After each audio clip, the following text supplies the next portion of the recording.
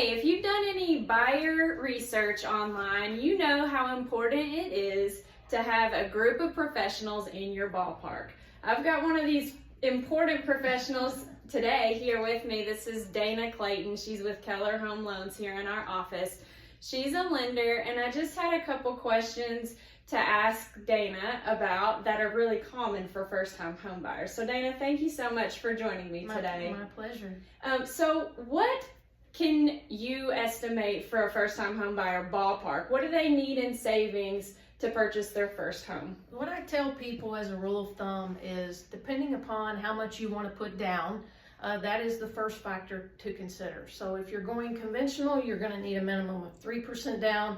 If you're going FHA, you're going to need a minimum of 3.5%. And then depending upon other loan types, you might not need any down payment. But as a rule of thumb, always consider 3 to 5% of the purchase price for closing costs.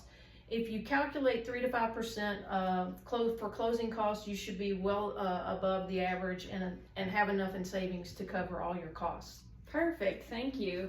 And we all know when we find that house we love and we want to put an offer in on it, everybody needs a letter backed by the lender to go with the offer. So can you explain the difference between pre-approval and pre-qualification? Yeah, I sure can, Krista. A pre-qualification is dependent upon what the borrower enters into their loan application. It's nothing more than going with a pre-qualification based upon their input.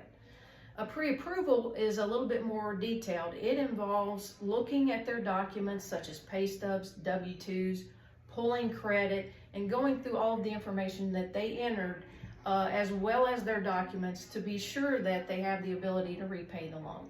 So that's the difference between pre-qual and pre-approval. Awesome, thank you so much. And if you need any help with someone in your ballpark on buying a home, feel free to call me at 859-771-3968, or Dana, what's your number? 859-608-1848. Have a great day. Thank you.